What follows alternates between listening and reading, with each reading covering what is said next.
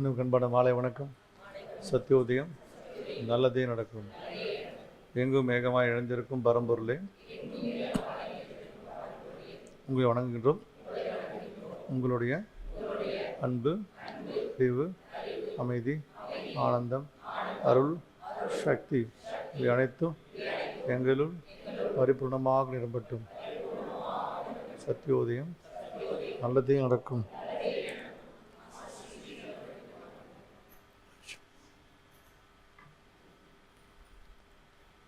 இத்தனை அத்தியாயம்? 10 வாரம் முடிஞ்சதோ? 11 வாரம் முடிஞ்சது. 11 வீக்ஸ். பரவாயில்ல, பகவான் நமக்கும் வழி விட்டுட்டு தான் இருக்கார். 11 வாரம் பகவத்கீதை நடத்துறதுக்கு வழி விட்டுருக்காரு. இந்த பிரகலாதனுடைய படம் புதுசாக வந்திருக்கு. மகாவத நரசிம்மான் வந்திருக்கு. யாராவது பார்த்தீங்க? கண்டிப்பாக படம் பாருங்கள். அதுக்கெல்லாம் பொம்மை படம்னு பார்க்க முட்டிங்க. நான் 2 ட்ரிப்பு பார்த்துட்டேன். 3 ட்ரிப் போக போகிறேன். ஏன்னா அது இன்றைக்கி வெறும் 7 கோடியில் எடுக்கப்பட்ட படம். நிறைய போட்டு இன்றைக்கி முடியும் 127 கோடி கலெக்ஷனாக இருக்குது. பாகிஸ்தானில் மட்டும் கிட்டத்தட்ட பார்த்தீங்கன்னா 20 கோடி கலெக்ஷன். நிறைய போட்டுக்கு எவ்வளோ கோடிகள்? 127 கோடி. நேற்று முடி 127. இன்றைக்கி எவ்வளோ ரிசல்ட் கொடுக்கல. எங்கேயோ போயிடுச்சு படம். பிரகலாதனை பற்றி, பக்தியை பற்றி நீங்கள் அது அந்த தேட்டரை கோவிலாகவும் படம் பார்க்க போகும் அத்தனை பேர்த்தி பக்தராகவும் திரை கர்ப்பகிரகமும் மாற்றப்பட்ட படம் மகாவதார் நரசிம்மா. ஸோ கண்டிப்பாக போய் பாருங்கள். நாங்களும் எல்லாம் சேர்ந்து இன்னும் டிக்கெட்டை புக் பண்ணி போயிடலாம்னு நினச்சி தான் இருந்தேன். நான் ஞாயிற்றுக்கிழமை மணிக்கு டிக்கெட்டை போட்டோன்னு பார்த்து தான் இருக்கேன். பார்க்குறேன். முடிஞ்சால் அதுவும் செஞ்சு ஞாயிற்றுக்கிழமை மணிக்கு ட்ரை பண்ணுறேன். அவ்வளோ தத்துரூபமாக படத்தை எடுத்திருக்காங்க. ஸோ பிரகலாதனுடைய பக்தியை அவ்வளோ வர்ணித்து எடுத்திருக்காங்க. பட் அதை புரிஞ்சு பார்க்கணும். அந்த படத்தை நீங்கள் புரிஞ்சு பார்த்தா தான் அது புரியும். புரியாமல் பார்த்தா கிராஃபிக் படமானு தெரிஞ்சிடும். ஸோ எப்படி இரணியன் வந்தால் இரணியன் எப்படி வதப்படுத்துகிறாரு, பிரகலாதனுடைய பக்தி, அதுக்காக எப்படி பகவான் இறங்குறாரு அப்படின்னு சொல்லிட்டு அது ஒரு ஹைலைட் என்னன்னு கேட்டிங்கன்னா, இரணியன் பார்த்தீங்கன்னாக்கா எல்லா சக்தியும் வாங்கினால உலகத்தையும் இருளாக மாற்றிடுவான். பூமாதேவியை தூக்கிட்டு போன மாதிரி இருளாக மாற்றிடுவாங்க. இருளாக மாற்றினோன்னா பூமி இருண்டோன்னே தேவர்கள்லாம் எல்லையும் இருண்டில் மாட்டிடுச்சு. இந்த உலகம் பார்த்தீங்கன்னா அகில அண்டமும் இருண்ட மாறிடும். நாட் ஓன்லி எர்த்து, பூமி மட்டும் கிடையாது, அகில அண்டமும் இருட்டில் மாட்டிடும். அது மாதிரி சூரிய சந்திரன் வெளிச்சம் இல்லாததுனால இருளில் மாட்டிடுச்சுன்னு எல்லாம் பயங்கரமாக எல்லாம் தவிப்பாங்க எல்லாருமே. அதுக்கப்புறம் பார்த்தீங்கன்னா அதிலிருந்து ஒரு வெளிச்சம் வரும். வெளிச்சத்தை பார்க்கும்போது தான் பகவானுடைய ஃபேஸ் கையில் நின்றுவான். இரணியர்கள் என்னடா கையில் நின்றுருக்கேன் அப்படின்னு சொல்லுவாங்க. அப்போ தான் அந்த 9ஆம் அத்தியாயத்துடைய கான்செப்டை சொல்லுவாங்க. 9ஆம் அத்தியாயத்தை சொல்லுவார், உனக்குள்ளே நான் இல்லை, எனக்குள்ளே நீ இருக்கின்ற கான்செப்டை 9ஆம் அத்தியாய கான்செப்ட் சொல்கிறார். பகவானுக்குள்ளே தான் நம்மளாம் இருக்கமே தவிர, நம்ம பகவானுக்குள்ளே தான் இருக்கமே தவிர நமக்குள்ளே பகவான் இருக்கான்னு சொல்லக்கூடாது. செல்ஸ் ஆல்சோ பகவான், ரத்தமாசோ பகவான் தான் அப்படின்றது 10ஆம் அத்தியாயம். அவ்வளோதான். இதுதான் 10ஆம் அத்தியாயம் முடிஞ்சுது. இது நீங்கள் ரத்தன சுருக்கமாக புரிஞ்சுக்கிறது பேர் தான் பகவத்கீதை. பகவத்கீதை 42 ஸ்லோகம். இந்த 10ஆம் அத்தியாயம் 42 ஸ்லோகம். 9ஆம் அத்தியாயம் எத்தனை ஸ்லோகம்? அப்படிலாம் குறுக்கு கொஸ்டின் கேட்கக்கூடாது. என்கிட்ட நீங்கள் போனால் சொல்லி கொடுத்துட்டு கொஸ்டின் கேட்பேன். அதை நம்ம ஒவ்வொரு ட்ரிப்பு சொல்லிட்டு இருப்பேனா அப்படின்னு கேட்கக்கூடாது. அப்படி தானே? 34. 8ஆம் அத்தியாயம் எத்தனை? 28. 5ஆம் அத்தியாயம் எத்தனை? 1ஆம் அத்தியாயம் எத்தனை? ஓகே. 5ஆம் அத்தியாயத்தோட பேர் என்ன? 5ஆம் அத்தியாயத்தோட பேர் என்ன? அப்படி யோசனை பண்ணி பார்த்தீங்களா? ஏன் இப்போ 5ஆம் அத்தியாயத்து பேர் என்ன? 5th அத்தியாயத்து பேர் என்ன? கொஞ்சம் தெளிவாக தான் இருக்கீங்க. 2ஆம் அத்தியாயத்து பேர் என்ன? சாங்கிய. 3ஆம் அத்தியாயத்தோட பேர் என்ன? 4ஆம் அத்தியாயத்தோட பேர் என்ன? ஞான. 5ஆம் அத்தியாயத்தோட பேர் என்ன? 6ஆம் அத்தியாயத்தோட பேர் தியான யோகம். 6 தியானம். 6 தியானம். 7 என்னது? ஞான விஞ்ஞான யோகம். எத்தனாவது அத்தியாயம்? 7னா விஞ்ஞானம் வச்சுக்கணும். 7 விஞ்ஞானம். 8 அக்ஷர பிரம்ம யோகம். 9 விபூதி யோகம். 10 ராஜ வித்யா. ராஜ ஓகே குட். 10 அத்தியாயத்தை உலக தரவு பண்ணிட்டீங்க, இப்படி தானே? பேர் தரவு பண்ணிட்டீங்கன்னா முதல்ல பேர் தரவு பண்ணாலே பாதி கதை புரிஞ்சிடும், அப்படி தானே? மகா அவதார் நரசிம்மா அப்படின்னா நீங்கள் திரைக்கதையை போட்டோடனே நீங்கள் என்ன சொல்வீங்க? அவதாரம் எடுத்த நரசிம்மனை பற்றி தான் படம் இருக்க போது, பிரகலாதனை பற்றி இருக்க போது, இரண்யகை பற்றி இருக்க போது ஒரு அசம்ஷன் வந்துட்டீங்க.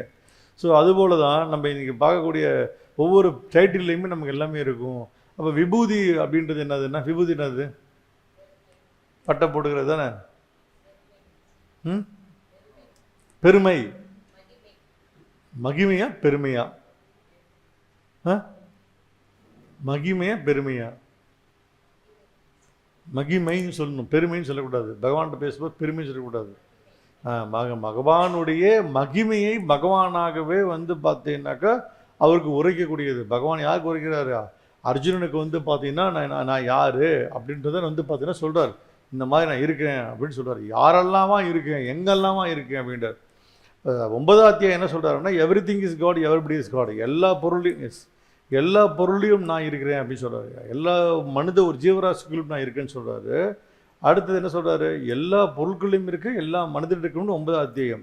அடுத்த 10ஆம் அத்தியாயம் என்ன சொல்கிறாருன்னா, எல்லாத்தையும் போட்டு பின்றார். எல்லாமாவும் இருக்கேன், மாதங்களில் மார்கழியாக இருக்கின்றேன், ஒளிகளில் ஓம்காரமாக இருக்கின்றேன். அப்படி ஒவ்வொன்றா வந்து ரிஷிகளில் யாராக இருக்கேன், பாகவதத்தில் அர்ஜுனாக இருக்கின்றேன்.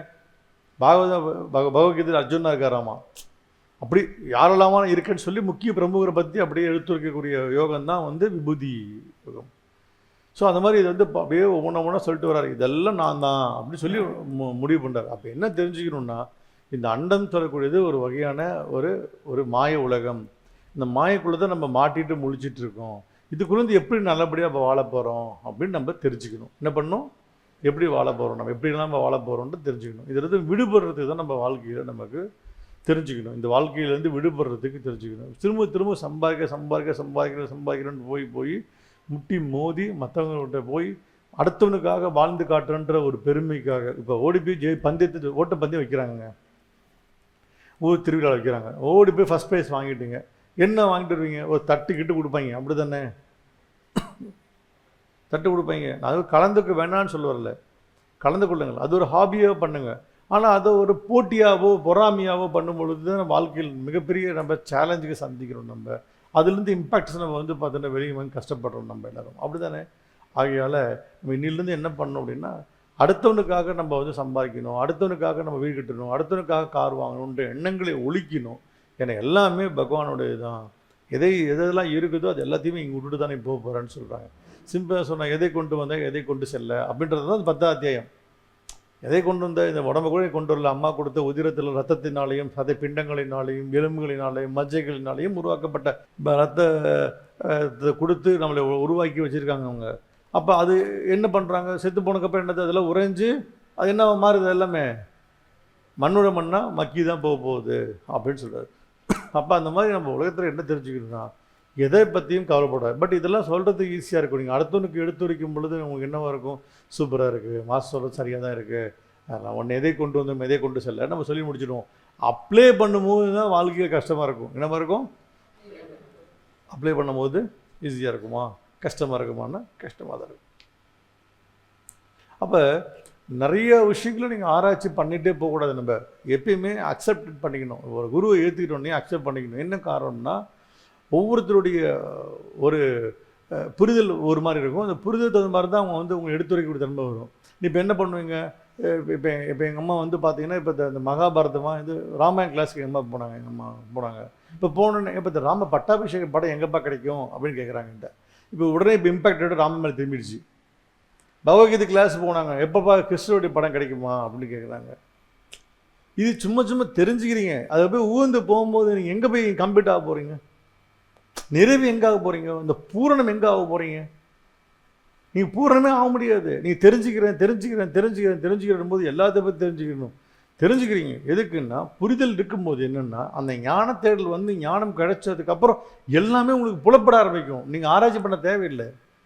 ஞானம் இல்லாமல் ஒரு விஷயத்தை போய் நீங்கள் உபன்யாசம் கேட்க போகிறீங்கன்னா, உங்களை சீக்கிரமாக உங்களை வந்து பார்த்தீங்கன்னா மாற்றக்கூடிய தன்மை வந்துடும். நீங்கள் மாறுவீங்க, நீங்கள் ஈஸியாக மாறிட்டு போயிடுவீங்க. நீங்கள் என்ன பண்ணுங்க? அடுத்து வந்து இப்போ சபரிமலைக்கு மாலை போட்டுக்கிறது, ஆத்தாக்கு கூழ் ஊற்றுறது, புரட்டாசி மாதம் விரதம் முடிகிறது, இப்போ நீங்கள் மாதம் மாதம் ஒரு சாமி கும்பிட்டு போயிட்டே இருக்க வேண்டியதான். அப்புறம் உங்கள் வாழ்க்கையில் நீங்கள் எதில் தீர்க்கமாக இருக்கீங்க அப்படின்னும் போது எதுலேயுமே நீங்கள் முழும்பி அடைய முடியாது. சாமி நீங்கள் பாகவதம் கேட்க வேண்டாம், ராமாயணை கேட்க வேண்டாம் சொல்ல. இப்போ உடனே ராமர் பட்டாபிஷேகம் வச்சு நல்லா இருக்குமாப்பா அப்படின்னு கேட்குறாங்க. ஓகே வைங்க. பகவத்கீதை கேட்கும்போது கிருஷ்ணர் வச்சா நல்லா இருக்குமான்னு கேட்டாங்க. ராமாயணம் பட்டாபிஷேகம் போது ஒரு தேவி உபாசனை பண்ணும்போது தேவி படத்தை வைக்கலாமான்னு கேட்பாங்க. இப்படியே போயிட்டே இருக்கும் நமக்கு இருக்கும். அப்போ எங்கே நிறைவு பூரணம் எங்கே ஏற்படுறீங்க? இப்போ கன்ஃபியூஷன்ஸ் ஆகிடும். உங்களுக்கு என்ன கன்ஃபியூஷன் ஆகிடும்னா, இந்த அவதாரை பற்றி கேட்க கேட்க எது உண்மை எது தப்பு இப்படி சொல்கிறான். அவனுக்கு கான்ட்ரவர்சி இருக்கும். என்ன எல்லாருமே நமக்கு தான் தெரிஞ்சதுன்னு எடுத்துகிட்டு இருக்காங்க. நான் சொல்லிக் கொடுக்குறது எனக்கு ரைட்டு நம்ம எடுத்துக்கூடிய அளவுக்கு வந்துட்டோம். அதுக்கு தான் ஆர்கியூமே பண்ண போகிறோம் நம்ம. நான் ராமாயணத்தை பற்றி பேச ராமாயணத்தை ஆர்கியூ பண்ணுவேன், பகவத்கீதையை பற்றி பேச பகவத்கீதையை ஆர்கியூ பண்ணுவேன், பாகவத்தை பற்றி பேசினா பாகவத்தை ஆர்கியூ பண்ணுவேன், சிவபுராணத்தை பற்றி பேச சிவபுராணத்தை ஆர்கியூ பண்ணுறேன். எது சாமி எல்லாமே எனக்கு என்னது ஏன் சாமி தான். அப்போ சொல்கிறாங்க சிற்றம்பலம் சொன்னால் அப்படின்னா சிற்றம்பலம் எனக்கு எல்லாமே வசதி வந்து எனக்கு சிவன் தான் அப்படின்னு சொல்கிறாங்க. அவர் சொல்கிறாங்க முதற் கடவுள் சிவன் தான், முழு முதற் கடவுள் சிவன்றான். இந்த பக்கம் முழு முதற் கடவுள் கிருஷ்ணன் சொல்கிறான்.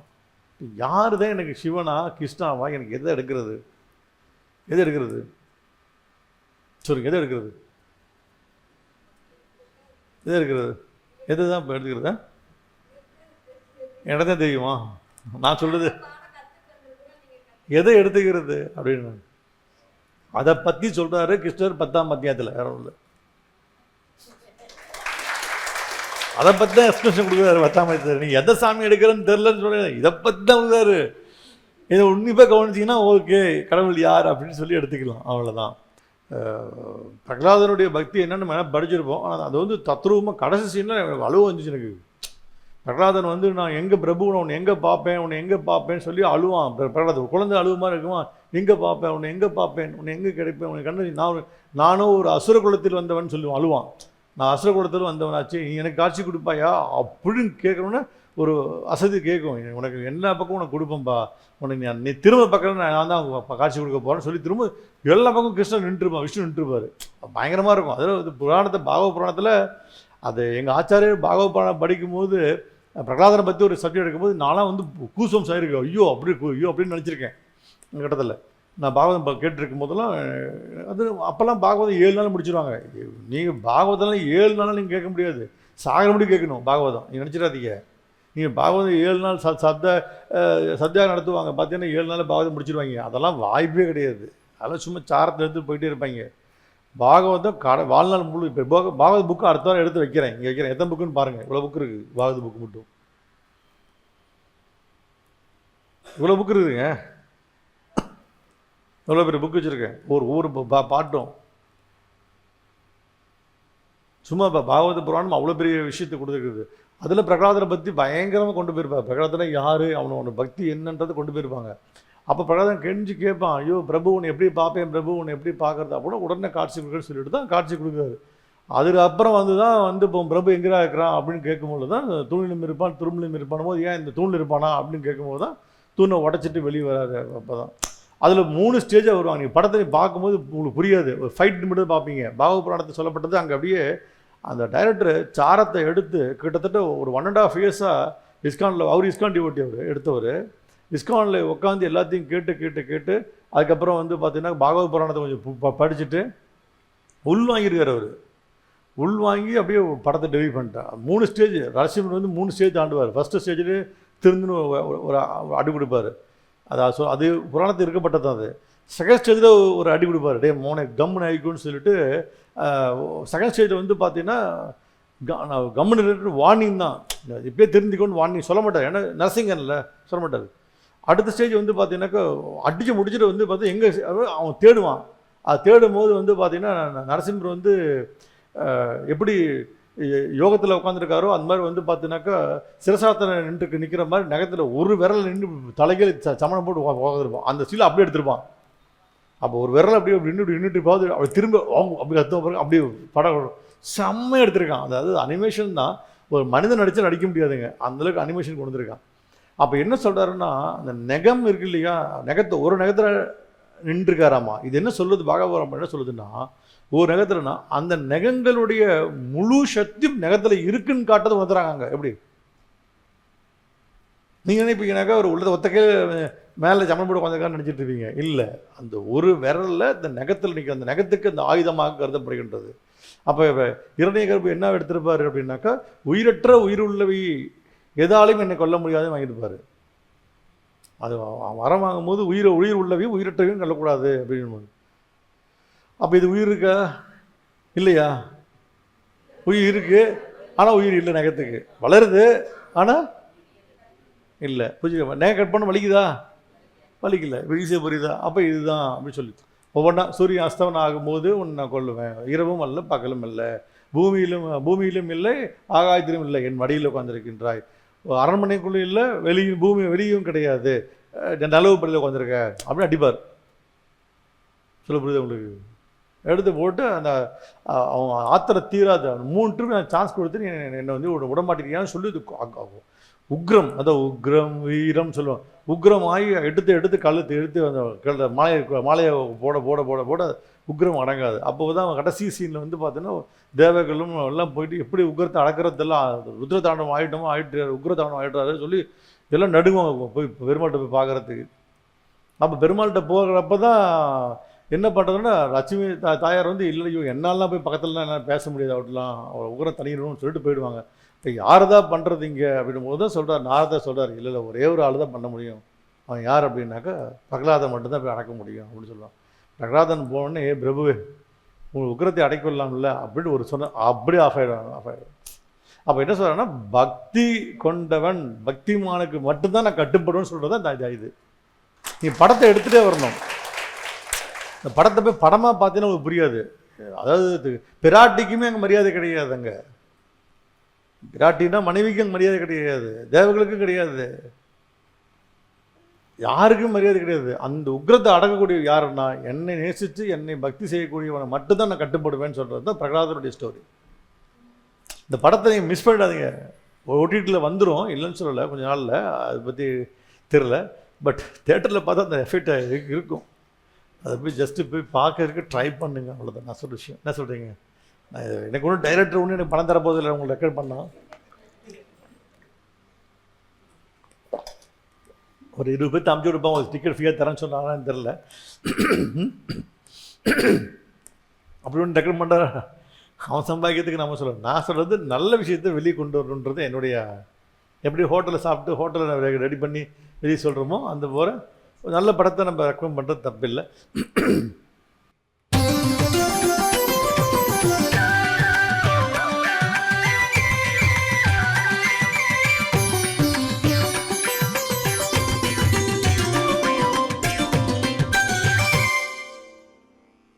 அத்தியாயம் 10.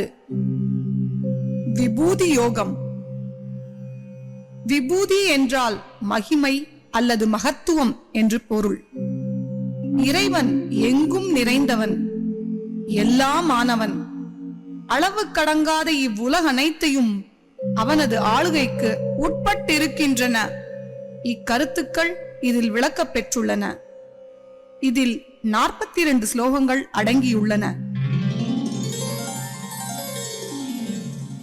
கண்ணன் தொடர்ந்து சொல்கிறான், தடந்தோள் தனஞ்செயா, நீ என் அன்புக்குரியவன், நான் சொல்வதை விரும்பி கேட்பவன்.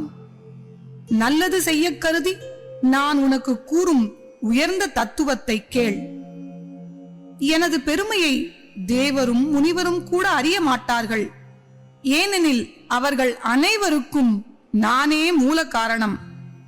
பிறப்பும் மூலமும் அற்றவனாய் நாயகன் எனும் பெயர் பெற்றவனாய் விளங்கும் என்னை உண்மையாக அறிந்து கொண்டவன் சகல பாவங்களிலிருந்தும் விடுபட்டவன். அறிவும் தெளிவும் பொறுமையும் வாய்மையும் அடக்கமும் அமைதியும் இன்பமும் துன்பமும் பிறப்பும் இறப்பும் அச்சமும் துணிவும் புகழ்ச்சியும் இகழ்ச்சியும் திருப்தியும் சமநிலையும் தவமும் தானமும் மனதின் மயக்கமும் மற்றும் அகிம்சையும் என்னிடம் இருந்தே தோன்றுகின்றன. பிறகுதான் பிராணிகளின் மேல் கால் ஊன்றுகின்றன. மகரிஷிகள் 7 அவர்களுக்கு முன்னிருந்த மனுக்கள் 4 அவர்களுக்கு பின்னிருந்த மனுக்களும் என் மனதால் பிறப்பிக்கப்பட்டவர்கள். இவர்களின் பரம்பரைதான் இவ்வுலக மக்கள். இந்த என் பெருமையை அறிந்தவன், யோக சக்தியை புரிந்தவன், அசைக்க முடியாத யோக நிலையை அடைந்தவன். இதில் சந்தேகமே இல்லை.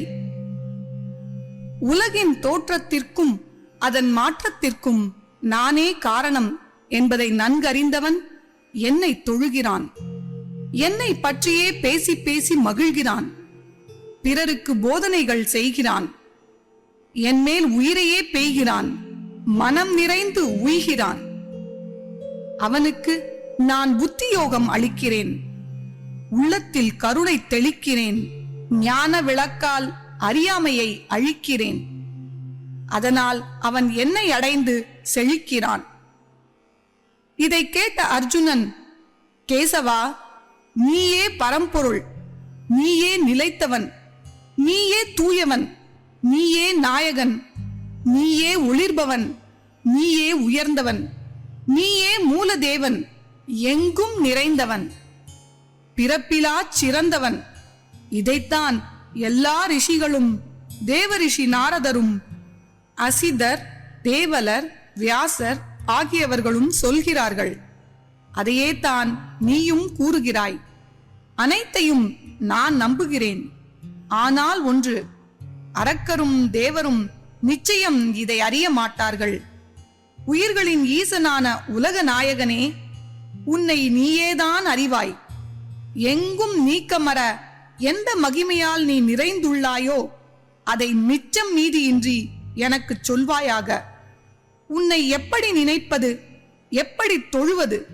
அமுதம் போன்ற உன் மகிமைகளை கேட்க கேட்க எனக்கு திகட்டவே இல்லை. மீண்டும் அவற்றை எனக்கு விரிவாக விளக்கிச் சொல். இதற்கு பதிலாக கண்ணன், அப்படியே ஆகட்டும் அர்ஜுனா. மங்களகரமான என் மகிமைகளில் முக்கியமானவற்றை மட்டும் விளக்குவேன். நான் முகனாகிய படைப்பு கடவுள் நானே. அனைத்து ஜீவராசிகளின் இதயத்திற்குள்ளும் இருப்பவன் நானே. அவற்றின் முதலும் முடிவும் நடுவும் நானே. பிராணிகளில் உள்ள உயிரும் நானே. மேலும் கேள் அர்ஜுனா, 12 ஆதித்யர்களில் விஷ்ணு நான். ஒளிவிடும் கிரகங்களில் சூரியன் நான். நட்சத்திரங்களில் சந்திரன் நான். காற்று வகைகளில் மரீஷி நான். அது மட்டுமல்ல, வேதங்களில் நான் சாமவேதம், புலன்களில் நான் உயர்ந்த மனம், தேவர்களில் நான் இந்திரன், ருத்ரர்களில் நான் சங்கரன், யட்ச ராட்சசர்களில் நான் குபேரன், அஷ்டவசுக்களில் நான் அக்னி, மலைகளில் நான் மகாமேரு, புரோகிதரில் நான் பிரகஸ்பதி, சேனாபதிகளில் நான் முருகவேள், நீர்நிலைகளில் நான் நீள்கடல், மகரிஷிகளில் நான் பிருகு, சொற்களில் நான் ஓங்காரம், வேள்விகளில் நான் ஜபம், உறுதியில் நான் இமயம், தேவ முனிவரில் நான் நாரதர், கந்தர்வரில் நான் சித்திரரதன், சித்தர்களில் நான் கபிலமுனி,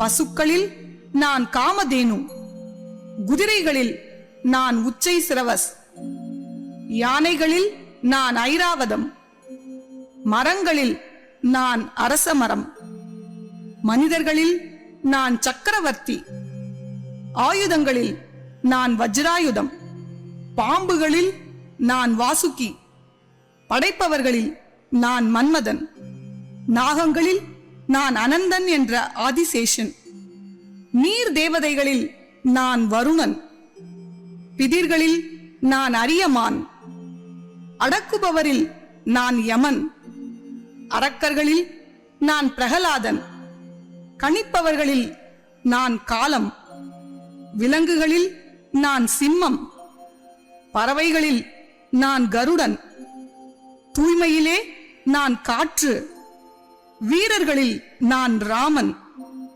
மீன்களிலே நான் மகரம், நதிகளில் நான் கங்கை எனும் ஜான்ஹவி, வித்தைகளில் நான் ஆத்ம வித்தை, தர்க்கங்களில் நான் வாதம், எழுத்துக்களில் நான் அகரம், புணர்ச்சிகளில் நான் துவந்துவம், கானங்களில் நான் பிருகத் சாமம், சந்தங்களில் நான் காயத்ரி, மாதங்களில் நான் மார்கழி, காலங்களில் நான் வசந்தம், யாதவர்களில் நான் வாசுதேவன், பாண்டவர்களில் நான் அர்ஜுனன், புத்தி கூர்மையில் நான் சுக்கிராச்சாரி, ரகசியங்களில் நான் மௌனம்.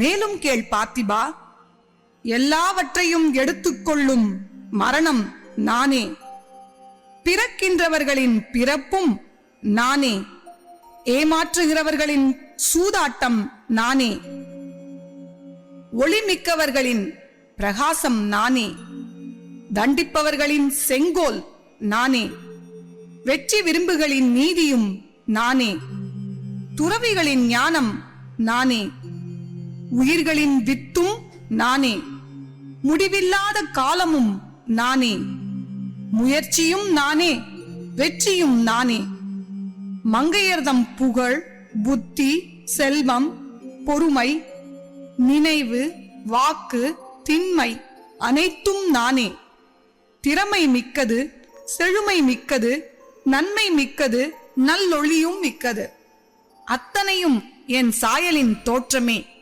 நான் இல்லாமல் இந்த உலகமே இல்லை. ஆம், என் மகிமைகளுக்கு ஒரு முடிவே இல்லை. அதில் ஒரு சிறு துளியே இப்போது நான் சொல்லி இருப்பது. பண்ணி பண்ணி இதை பகர்ந்திட தேவையில்லை. என்னிடம் மிளிர்ந்திடும் இத்தனை அம்சங்களில் ஒரே ஓர் அம்சத்தால் உலகையே தாங்கி நிற்கின்றேன் என்பதை நீ அறிந்து கொண்டால் அதுவே போதும். இத்துடன் 10ஆம் அத்தியாயம் நிறைவு பெற்றது. குட், கேட்டீங்களா? யாரெல்லாம் நானாக இருக்கேன்னு சொல்கிறார். ஒவ்வொன்றிலையுமே சூரியன் நான் தான், சந்திரன் நான் தான், விஷ்ணுவும் நான் தான், ருத்ரன் நான் தான், அலிபவன் நான் தான், யமனும் நான் தான், கங்காவும் நான் தான், எல்லாமே நான் தான். புரிஞ்சுட்டீங்களா? எல்லாமே தன்னுடைய படைப்பாற்றலால் வெளிவரப்பட்ட உருவகன் அவதாரங்கள் தானே தவிர, இதுதான் புரிஞ்சுக்கணும். இப்போ இதில் யார் நமக்கு பிரதானம் அப்படின்னு பார்த்தோம் அப்படின்னா, நியூட்ரான், எலக்ட்ரான், புரோட்டான் இருக்குது. இந்த 3 தான் நம்ம உடம்பை இயக்கிட்டு இருக்கு. ஆமாம் இல்லையா? சயின்ஸ்குள்ளே வரலாம். நியூட்ரான், எலக்ட்ரான், புரோட்டான் இருக்குது. நியூட்ரான் தான் நம்முடைய மகாதேவன், நம்முடைய கிருஷ்ணா நியூட்ரான். ஓகேவா? இந்த பக்கம் வர்றது எலக்ட்ரான் அப்படின்னு சொல்கிறது நம்முடைய சக்தி. புரோட்டான் அப்படின்னு சொல்கிறது சிவன். புரோட்டான் சொல்கிறது சிவன். இப்போ ஈஸியாக புரிஞ்சுக்கொள்ளுங்க. ஒரு இயக்கத்தை குறிக்குது. இது சென்டர் ஆஃப் த பாயிண்ட் நியூட்ராக இருக்குது. இது பார்த்தீங்கன்னாக்கா சிவன் புரோட்டானாக இருக்குது. இது சக்தி எலக்ட்ரானாக இருக்குது. ரைட்? இப்போ நம்ம எலக்ட்ரானை கும்பிட்றீங்க, அப்போ சக்தி வழிபாடு பண்ணுறீங்க. சிவரை மட்டும் கும்பிட்றீங்க, புரோட்டான். அப்போ புரோட்டான் என்னன்னா, புரோட்டான் அப்படின்றது அது ஒரு தன்மை, இயங்கா தன்மை. இப்படி இருக்குது, சவத்தன்மைன்னு பேர். இது பூ இங்கே இருக்குது, இது நகருமா? நகராது. இது பாட்டுக்கு நான் பிச்சு பிச்சு போடுறேன். நீ என்ன சொல்லுவீங்க? அது பாட்டு செவனேன்னு கிடக்குது, ஏன் பிச்சு போடுற அப்படின்றது. செவனே அப்படின்றது அமைதியாக இருக்கக்கூடிய செயல் தான் செவனே தன்மை. சிவன் தன்மைன்னு அதுதான். இங்கே சக்தின்னு சொல்லக்கூடிய ஒரு இயக்க சக்தி, என் கையிலேருந்து வரக்கூடிய சக்தி சேர்ந்து சுற்றுச்சுன்னா அந்த பூவுக்கு ஒரு வேல்யூ வருது. அப்போ சிவசக்தி இயங்குனா மட்டும்தான், நல்லா புரிஞ்சுக்கோங்க, சிவனும் சக்தியும் இயங்குனா மட்டும்தான் என்ன வருது? இயக்கம் சொல்லுது. அப்போ அண்டம் இயங்குவதற்கு சிவசக்தியுடைய இயக்கத்தன்மை வேணும் அப்படின்றது சிவசக்தி பிரதானம்னு சொல்லிட்டாங்க. நம்ம எப்பயுமே நான் கும்பிட்றது என்ன பெருசு சொல்லுவோம் இல்லையா? இப்போ நான் சொல்ல சிவன்னா சிவனை கும்பிடுவேன், பெருமாள்லாம் பெருமாள் சொல்லி வசதி. இங்கே வசதியெல்லாம் கிடையவே கிடையாது. புரிஞ்சது தான் இம்பார்ட்டன்ட். எந்த சாமி வசதின்னு சொல்லு, இப்போ சொல்லி முடிக்கும் போது ஈஸியாக புரிஞ்சிடும். அப்போ சிவனை ஜடப்பொருள், இயக்கக்கூடிய பொருள் எலக்ட்ரான், இரண்டு இயங்கிட்டு இருக்கு. இப்போ அண்ட சராசரம் இயங்கிட்டு இருக்கு, சக்கரம் சுற்றிட்டு இருக்கு. இது காலச்சக்கரம்னு பேர். காலச்சக்கரத்துடைய இன்னொரு பேர் காளி சக்கரம்னு பேர். காளி சக்கரம்னு பேர். இந்த பூமி சுற்றிட்டு இருக்கிறது பேர் காளி சக்கரம்னு பேர். புரியுதா? ஒரு மையப்புள்ளிலிருந்து சக்கரங்களை சுற்றி சுற்றி வந்துட்டு இருக்கு. ஈஸியாக புரியுதா? ஓகே. இது செவனின் சொல்லக்கூடிய புரோட்டானையும் சக்தின்னு சொல்லக்கூடிய எலக்ட்ரானையும் இணைக்கிறது யாரு? நியூட்ரான். நியூட்ரான் இருந்து பண்ணுறது. சரி, ஓகேங்க. நியூட்ரானை எடுத்துகிட்டு வச்சுக்கோங்க, எலக்ட்ரான் போட இருக்குமா இருக்காதா? இருக்குமா? இருக்காது. எதுலேருந்து வந்துச்சோ அது இல்லைன்னா என்ன ஆகும், அது போயிடும். சரி, இப்போ புரோட்டானையும் எலக்ட்ரானையும் தூக்கிட்டிங்கன்னா நியூட்ரான் இருக்காது. பிசியா புரியுதா? ஆமாம் இல்லைங்களாங்க? நீங்கள் சயின்ஸ் ஸ்கூல்லே வாங்க. நீ இது 3 இருந்தால் மட்டும்தான் நடக்கும். அப்போ பிரதானம் யார் அப்படின்னு பார்த்தோம்னா எலக்ட்ரான்னு சொல்லக்கூடிய நாராயணன் தான் பிரதானம்.